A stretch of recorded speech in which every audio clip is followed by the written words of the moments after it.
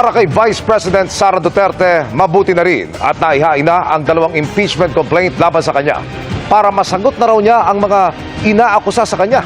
Sa ganitong paraan, hindi na rin daw madadamay pa ang kanyang mga tauhan. Sinagot din niya kung makakapunta sa susunod na investigasyon ng NBI sa pagtutok ni Argil Relator ng GMA Regional TV. I welcome that finally na-file na yung impeachment case na sinasabi nilang i-file nila since last year pa. Yan ang reaksyon ni Vice President Sara Duterte matapos ang paghain ng 2 impeachment complaint laban sa kanya sa Kamara. So, okay din yung impeachment case dahil ako lang yung ang tinitira nun, ako lang ang iniimbestigahan nun, ako lang ang inaatake ng impeachment case. Hindi nakasali yung mga kasamahan ko sa Office of the Vice President and yung mga dati kong kasama sa Department of Education.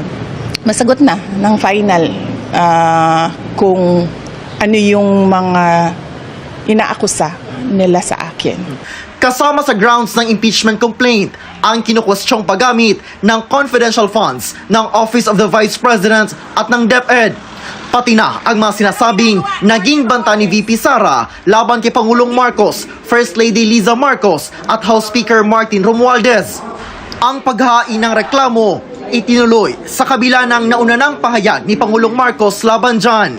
Bagay na sinang-ayunan ng Iglesia ni Cristo na nagkakasa ng isang pagkilos kontra sa impeachment. Naiintindihan ko yon na gusto ng INC ng kapayapaan sa ating bansa dahil alam nila kapag merong kapayapaan, susunod din yung kaunlaran ng ating bansa. Kaya naiintindihan ko yung pagsuporta nila sa opisina ng ating Pangulo, sa opisina ng Office of the Vice President kasi yun din naman ang gusto ng lahat ng mga kababayan natin na merong kapayapaan at merong tuloy-tuloy na kaunlaran sa ating bansa.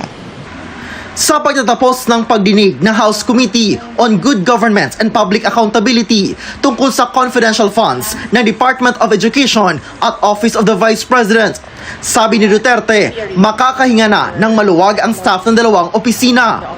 Matapos naman hindi makapunta sa investigasyon ng NBI noong November 29 ukol sa kanyang banta umano sa buhay ng Pangulo, sabi ni VP Sara, hindi pa rin siya makakapunta sa bagong schedule ng pagdinig sa Miyerkules, December 11. Pagkakaintindi ko sa explanation ng mga abogado ko sa investigation ng NBI ay pwede namang hindi pumunta. Pwede naman mag-submit na lang daw ng sulat or affidavit. Pangalawa, meron kaming Thanksgiving na mga activities sa December 11. And pangatlo, after nung Thanksgiving activities namin ay pauwi din ako dito sa Davao City para maglibing ng uncle ko. Mula sa GMA Regional TV at GMA Integrated News, Argil Relator, nakatutok 24 oras.